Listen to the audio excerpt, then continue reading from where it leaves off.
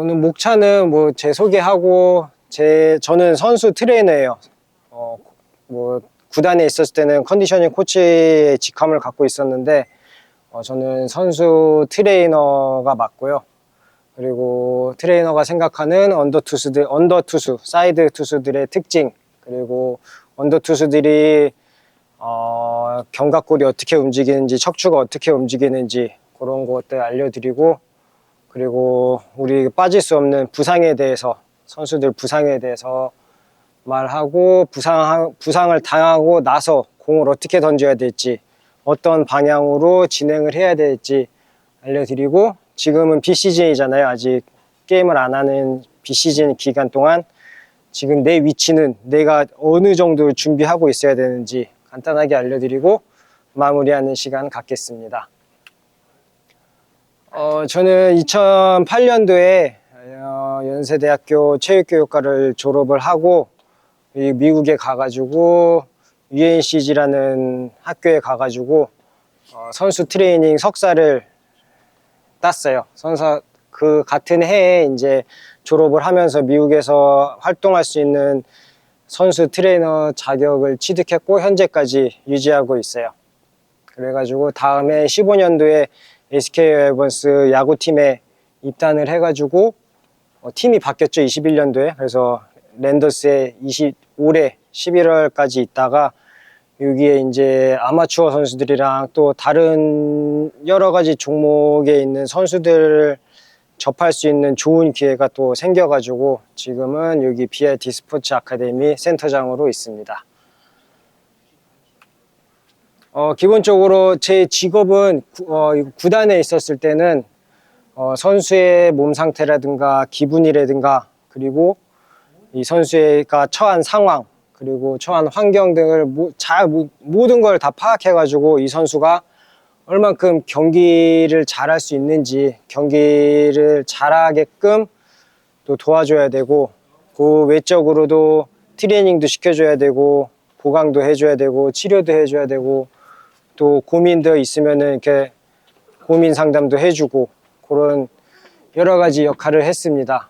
그리고 이제 선수랑 이제 지도자와의 관계에 있어가지고 어쨌든 선수랑 지도자랑 관계가 좋아야 되니까 혹시 트러블이 있거나 아니면 이 선수가 좀 더 지도자의 도움이 필요하다 이럴 때 이런 가게 역할도 했었고 그리고 이제 훈련이나 게임 중에 갑자기 이제 부상이 당하는 상황이 생기거나 아니면은 진짜로 뭐 쓰러지거나 응급 상황이 생겼을 때 제가 그 상황에 제일 먼저 도착해가지고 뭐 상황을 판단하고 이 선수가 경기에 뛸 수 있는지 없는지 이거를 빨리 결정을 해주고 그런 역할도 하는 게 선수 트레이너입니다. 그리고 이렇게 사진에 있는 것처럼 여기 박종우 선수, 문승원 선수처럼 수술을 하고 나서 이제 다시 복귀할 수 있게끔 재활도 담당을 해주고 아니면은 이 선수가 의사랑 얘기를 해서 의료진이랑 얘기를 해서 이 선수가 수술이 필요한 건지 아니면 수술을 말고 또 재활 과정이 필요한 건지 이런 결정도 하는 게 트레이너 역할입니다. 그리고 현재 그러니까 야구는 이렇게 비시즌이 있잖아요. 게임을 안 하는 비시즌이 있을 때 비시즌 때 선수들이 얼만큼 운동을 잘 해서 다음 시즌을 준비할 수 있는지 이렇게 파악해서 시즌을 준비하는 게 저희들의 역할이었습니다. 그래서 오늘 여기 있는 친구들 같은 경우는 다 사이드 투수, 언더 투수예요. 네. 그래서 제가 생각하는 사이드 투수나 언더 투수들의 가장 큰 특징은 우선은 던지는 손이랑 몸통이랑 같은 방향으로 이렇게 몸이 구부러지죠. 오바 투수 같은 경우는 오바나 쓰리쿼터 같은 경우는 던지게 되면은 몸이 팔이랑 멀어지게 되는데 이렇게 언더 투수나 사이드 투수는 같은 방향으로 이렇게 몸이 굽어지고 그리고 특히 어깨가 몸통에서 이렇게 멀어지지가 않아요. 오버나 쓰리쿼터처럼 그런 특징이 있고 그리고 큰 장점이잖아요. 낮은 릴리스 포인트 타자들이 익숙하지 않은 위치나 궤적으로 공을 던지는 사이드 언더 투수들이고 요 것도 있는데 가장 큰 차이점은 이제 공을 던지고 나서의 방향이에요. 팔의 방향이 오바나 쓰리쿼터 같은 경우는 팔의 방향이 어디서 끝나요? 던지고 나서 거의 이제 하체 쪽으로 가죠. 팔의 방향이. 근데 언더나 사이드 투수는 던지고 나서는 팔이 어디로 가요?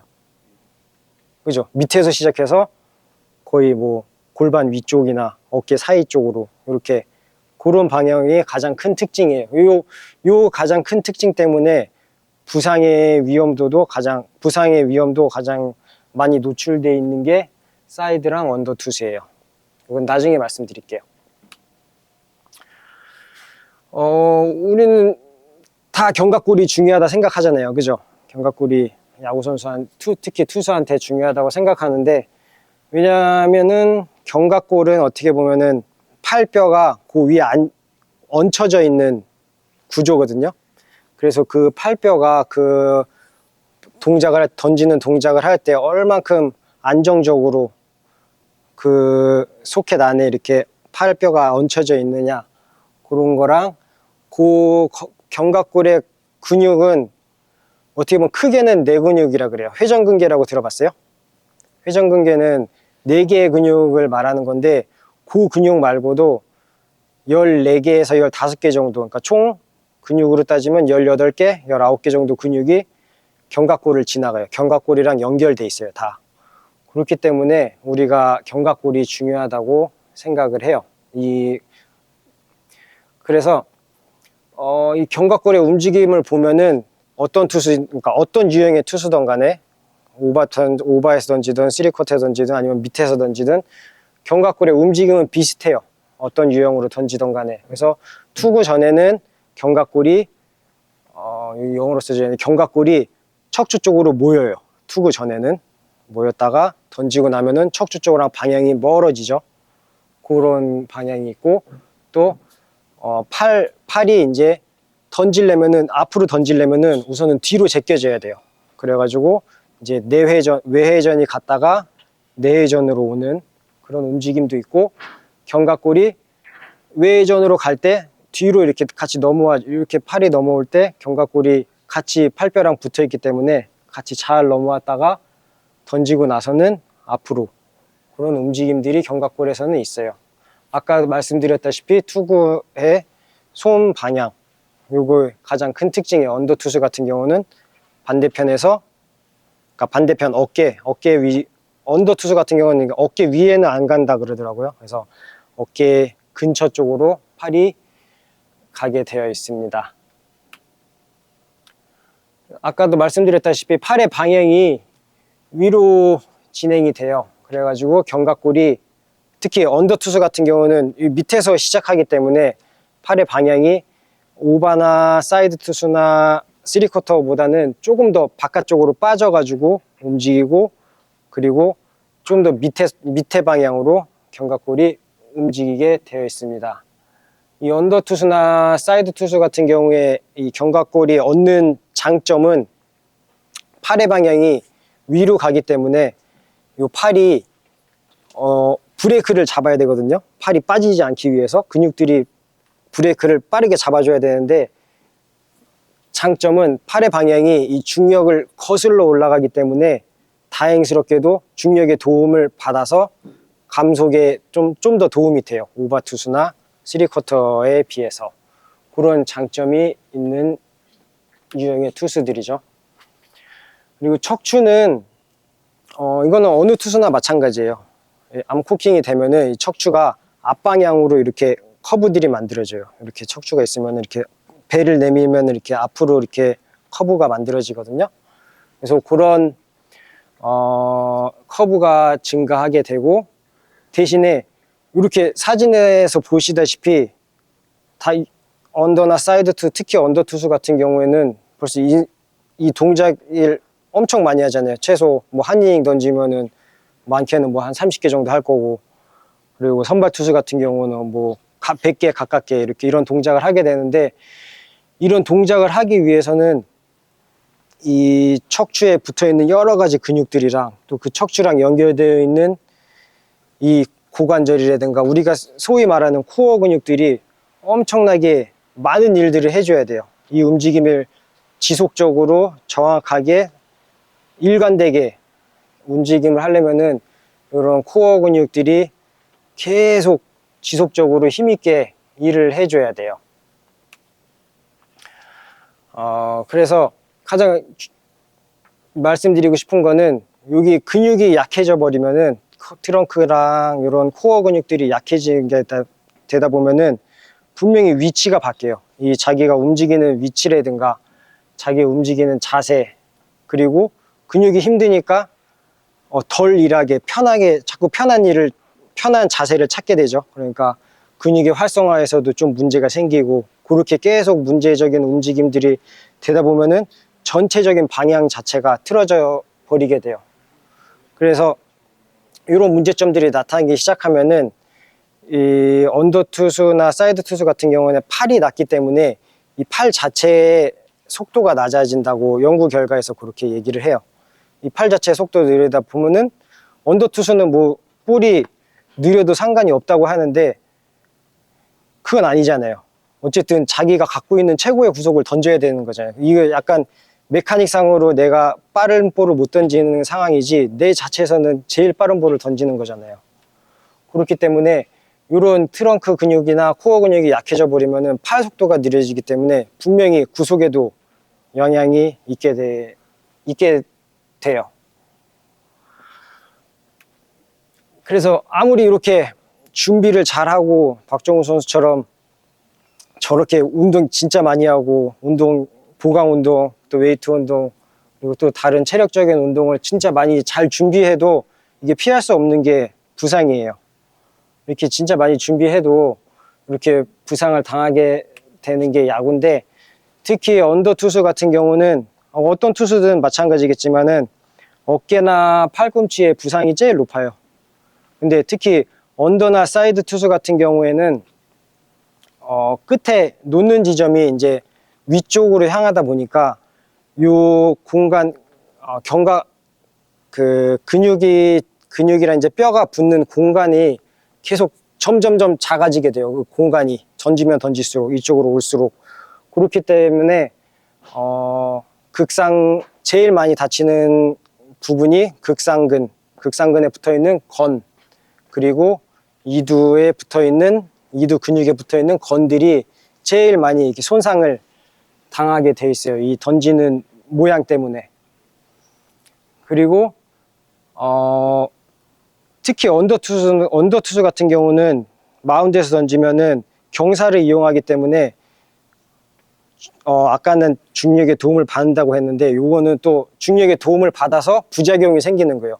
더 빠르게 팔 속도가 가속이 되기 때문에 여기 붙어있는 근육들이, 쉽게 말해서 이두에 붙어있는 근육들이 이쪽 앞쪽으로 다 잡아 당기는 거예요. 요 근육들, 이 견갑골에 있는 것들을 자꾸 잡아 당기다 보니까 어깨 부상에 노출이 엄청 쉬워요. 언더 투수나 사이드 투수 같은 경우에. 그렇게 되면 이제 여기 영어로 써져 있는데 팔의 가동 범위가 많이, 외회전이랑 내회전이랑 가동 범위가 많이 점점 차이가 나게 되고, 그런 걸로 인해서 견갑골의 움직임이라든가 견갑골의 움직임의 방향, 리듬 같은 게 깨지게 돼서 결국에는 어깨 부상에 올 수 있게 됩니다. 그리고 또 어깨 부상과 마찬가지로 이제 팔꿈치에도 부상이 엄청 많은데요. 이 언더 투수나 사이드 투수 같은 경우는 팔꿈치의 이동 거리가 엄청나게 많아요. 투수 같은 경우는 팔을 탑에 올라와서 이렇게 던지면 끝나는데, 언더 투수나 사이드 투수는 이 코킹된 자세에서 코킹된 자세에서 끌고 오는 이동 거리가 엄청나게 많기 때문에 여기 팔꿈치에 오는 스트레스가 엄청나거든요. 근데 요거를 줄여줄 수 있는 게 이쪽 바깥쪽에 있는 근육들인데, 어깨가 올라가지가 않으니까 요거에 또 도움을 덜 받게 돼 있어요. 덜 받게 돼 있으니까 계속 여기는 스트레스가 많이 쌓이게 되고, 또 던지는 양도 많고, 선발 투수 같은 경우는 뭐 게임당 100개 이상도 던지게 되니까 거기서 이제 부하가 와가지고 특히 이제 내치긴대의 손상들이 많이 있게 됩니다. 그리고 오늘 제일 말씀드리고 싶었던 거는 요거는 뭐 아까 좀 전까지는 별로 재미없는 얘기였는데, 이제 부상을 당했을 때 뭐 수술을 하고 났던가 아니면은 부상을 당했을 때 다시 마운드에 가서 공을 던지기 전까지는 보통 저도 그랬지만 언더 투수나 사이드 투수 같은 경우는 그대로 던지게 했거든요. 자기가 던지던 모습대로. 만약에 자기가 언더 투수였으면은 캐치볼도 언더로 해서 쭉쭉쭉쭉 거리 날아가서 마운드에 가게 했는데, 그게 생각해 보면은 어떻게 보면은 더 어깨랑, 아까 말씀드렸다시피 던지는 동작이 어깨랑 팔꿈치에 스트레스가 많이 간다고 했잖아요. 그래서 부상 이후에는 그런 동작보다는 비록 사이드 투수고 언더 투수지만은 오바로 던져주는 게 마운드 가기 전까지는 최소한으로 이제 스트레스를 주는 것 같아요.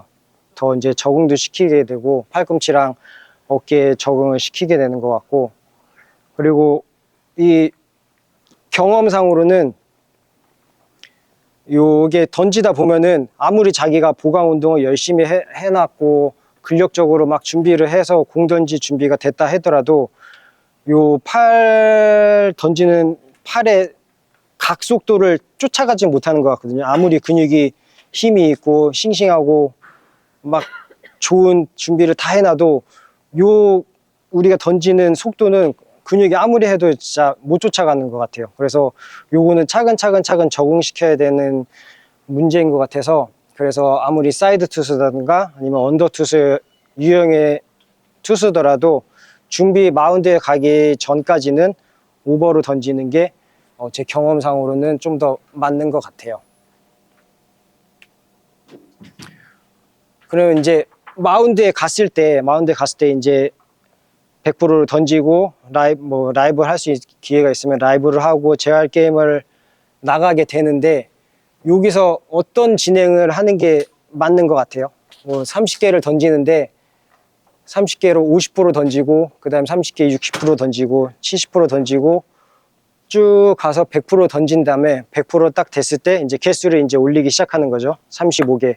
뭐 선발 투수를 예를 들었을 때 35개 던지고 40개 던지고 45 이렇게 차근차근 같은 100%로 올리는 게 맞을 것 같은지, 아니면은 개수를 초반에 좀 더 많이 가져가서 30개를 50% 던지고 40개 50% 던지고 50개 50% 던진 다음에 그 다음에 다시 내려와서 다음 단계에서 또 30개를 던지고 그 대신에 강도를 60.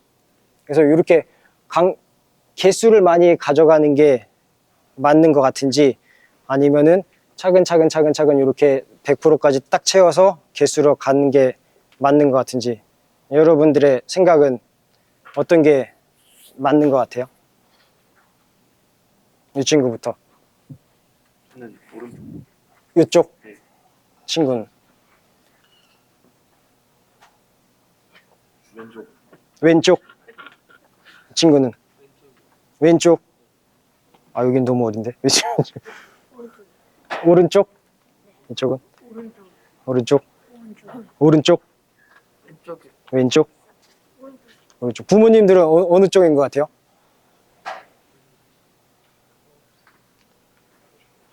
왠지 오른쪽 같은데 답은 왼쪽일 것 같아요. 느낌은 오른쪽으로 했으면 좋겠는데 왠지 답은 오른쪽일 것 같은데 네. 답은 왼쪽일 것 같아요. 약간 말씀드릴게요. 근데 정답은 없어요. 정답은 없는데 지금까지 제가 의사들이랑 이렇게 ITP라 그러죠. ITP 이렇게 프로토콜을 받았을 때 대부분이 이제 100까지 찬 다음에 100까지 차서 이제 그때부터 개수를 올리거든요. 근데 저도 계속 그렇게 해왔어요. 그렇게 해왔는데 문제점이 뭐냐면은 얘네들이 충분히 쉬고 보강을 진짜 많이 해놓고 근력적으로 준비가 됐는데도 불구하고 이 100에 도달한 순간부터 애들이 힘들어져요. 이 각속도를 못 쫓아와요, 근육이. 그래서 뭐 특히 뭐 MCL을 수술한 친구들은 팔꿈치 많이 힘들어하고, 그거에 이어서 이제 팔꿈치는 뭐 괜찮았던 친구들이 나중에 강도가 막 올라오니까 어깨가 아프기 시작하고 그런 문제들이 있더라고요. 그래서 요거는 이제 조금 변형시킨 건데 차라리 강도를 천천히 해서 팔꿈치랑 어깨에 그 적응 시간을 좀 더 주는 거예요. 적응 시간을 조금 더 줘가지고 개수야 뭐 30개를 던지든 50개가 던지든 똑같아요. 쉬는 날만 내가 30개 던졌을 때 뭐 이틀 쉬고 40개 던지고 이게 3일 쉬고 이런 쉬는 시간만 내가 보장되고 정해지면은 개수는 그렇게 크게 문제가 안 돼요. 재활 과정에서도.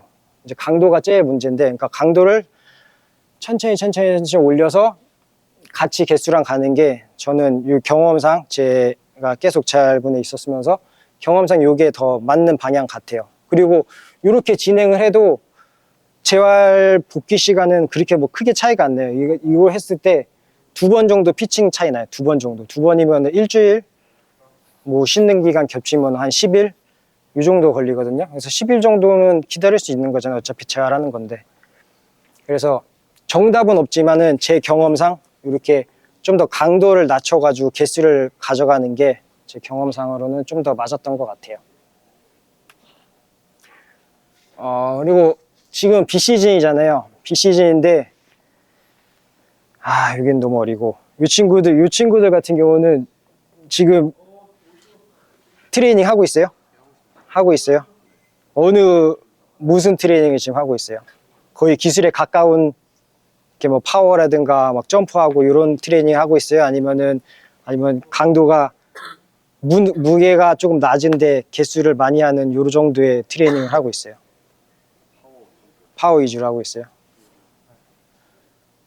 내가 최소한 지금 만약에 2월달, 뭐 3월달 정도부터 이제 피칭을 하고 기술에 가깝게 들어간다고 치면은 자기 위치는 지금 근력 운동을 많이 하고 있어야 돼요. 파워를 해도 되는데 조금은 이른 감은 있는 것 같고, 아직은 근력적인 운동을 좀 더 하고 있어야 되는 게 지금 맞는 것 같아요. 뭐 틀리다는 얘기가 아니라 최소한 여기는 있으면 안 돼요. 이 지금 같은 시기에 적은 무게로 많은 양을 들고 있으면은 그거는 조금 다시 한번 생각은 해봐야 되는 위치인 것 같아요. 그래가지고 지금 뭐 최대 근력을 들고 있던가 아니면 근력을 막 올리는 운동을 하고 있으면은 그거는 지금 자기가 조금 맞는 위치에 있다고 생각하시면 될 것 같아요. 그래서 그리고 요거 트레이닝뿐만 아니라 이제 컨디셔닝이라고 이렇게 체력적인 준비도 많이 해야 돼요.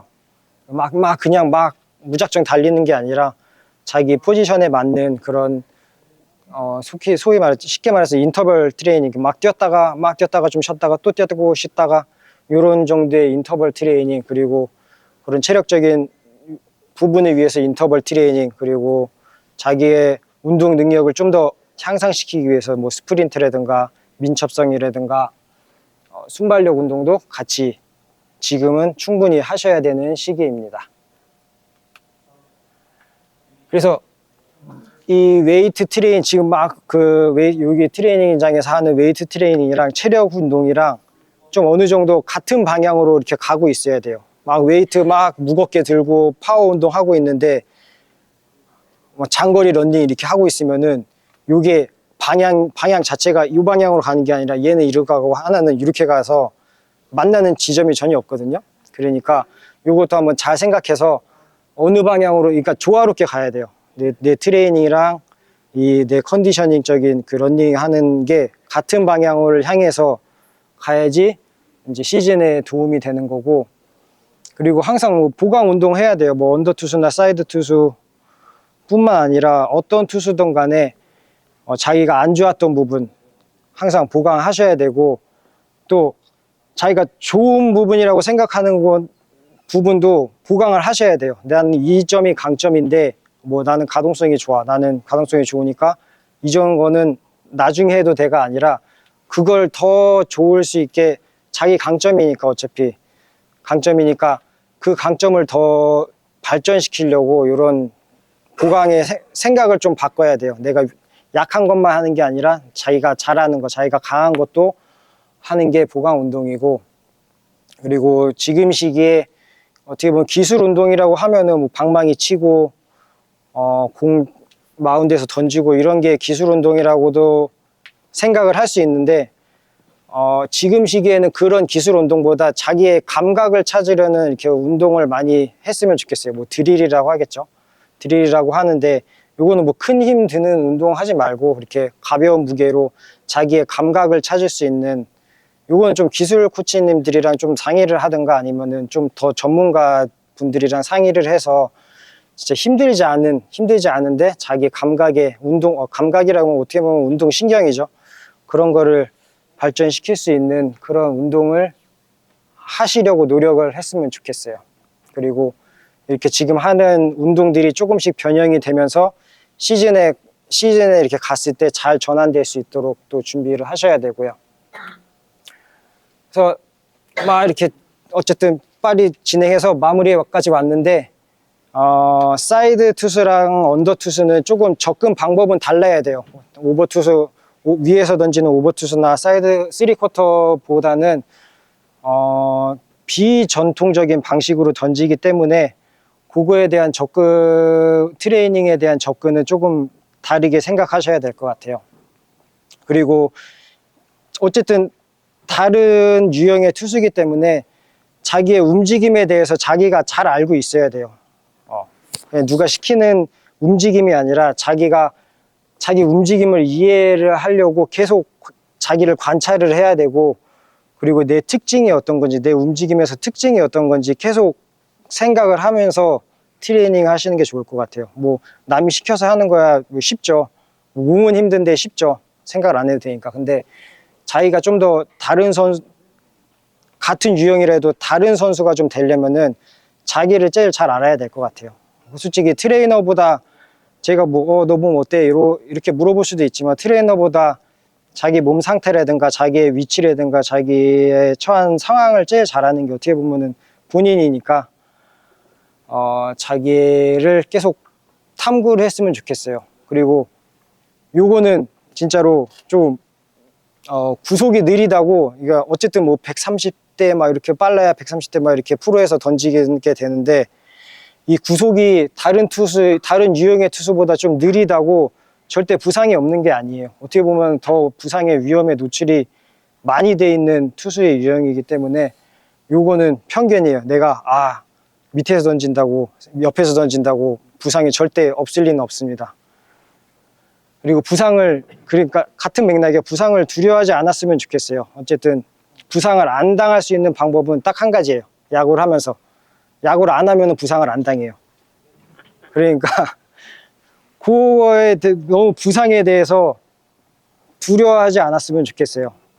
진짜로 박정우 선수처럼 막 잘 준비하고 신체적으로 정신적으로 잘 준비돼도 한순간에 일어나는 게 부상이고, 지속적으로 쌓이게 되면 일어날 수 있는 게 부상이기 때문에 그 부상이 두려워가지고 어떤 운동 안 하고 좀 할 거 덜 하고 이런 생각은 안 했으면 좋겠어요. 그러니까 부상 두려워하지 말고, 그리고 자기가 놓쳤던 부분, 자기가 신경 쓰지 않았던 부분이 어떤 점이 있었는지 지속적으로 생각하는 습관을 들였으면 좋겠어요. 솔직히 운동을 시켜도 뭐 무거운 무게를 들고 어려운 동작을 해도 나중엔 다 쫓아해요. 근데 어떤 진짜 쉬운 운동을 시켜 보면은 선수들이 대부분 못하는 게 또 대부분이 있어요. 그렇기 때문에 자기가 운동을 하더라도 뭐 야구를 하든지 아니면 트레이닝 하든지 어떤 걸 하든지 자기가 놓친 게 어떤 거인지 좀 생각을 하면서 그런 습관 갖고 자기한테 계속 질문을 던지는 일을 했으면 좋겠습니다. 그리고 요거는 불안 때문에 하는 트레이닝은 부모님이나 약간 지도자분들에게 말씀드리고 싶은 건데, 막 헉헉거리고 애들이 막 운동하자마자 막 쓰러지고 요런 종류의 운동은 솔직히 뭐 도움은 되겠죠. 어딘간 도움이 되겠는데, 자기가 선택하지 않고 자기 선수가 선택하지 않고 자기 선수가 목표가 없고 이렇게 꾸준하게 하지 않으면은 그거는 시키는 사람의 불안을 잠재우려고 하는 것 같거든요. 그러니까 코치 입장에서 얘네들 운동 힘들게 했으니까 오늘 난 한 것 같아.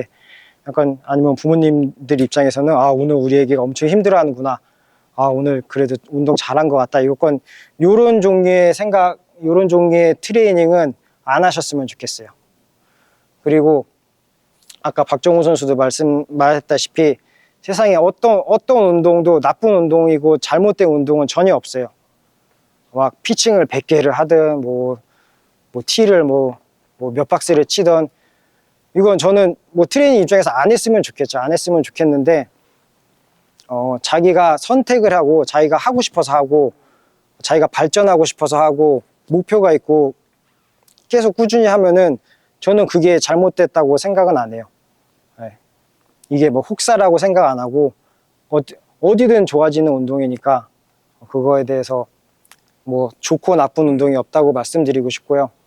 그리고 요거를 좀 더 트레이닝은 어떻게 스포츠는 어떻게 운이 작용할 수가 있어요. 운이 내가 요만큼 노력했는데 한순간 이만큼 터질 수가 있는 게 어떻게 보면 스포츠의 뭐 재미죠. 그런데 트레이닝은 요만큼을 한다고 해서 이만큼이 터지는 재미는 없어요. 선수 생활 진짜 끝날 때까지 계속 차곡차곡 쌓아놔야지 나중에 진짜 뭐 다치더라도 다시 복귀해서 자기 기량 유지하고 그런 것 같아요. 그래서 좀 효과적이고 전문적이고 좀 실용적인 트레이닝을 받았으면 친구들이 좋겠고요. 그리고 이 트레이닝은 진짜로 선수 끝날 때까지는 끝나는 것 같지가 않아요. 그래서 아무리 진짜 잘하는 베테랑이라도 끝날 때까지 연습하고 훈련하고 하는 거 보면은 진짜 트레이닝은 끝이 없는 것 같아요. 그래서 지금부터라도 계속 차곡차곡 쌓아놔서 지속적인 트레이닝을 하고 연습하고 훈련하고 해가지고 좀 더 나중에 봤을 때 발전된 선수가 될 수 있도록 했으면 좋겠습니다. 이렇게 마무리하고요.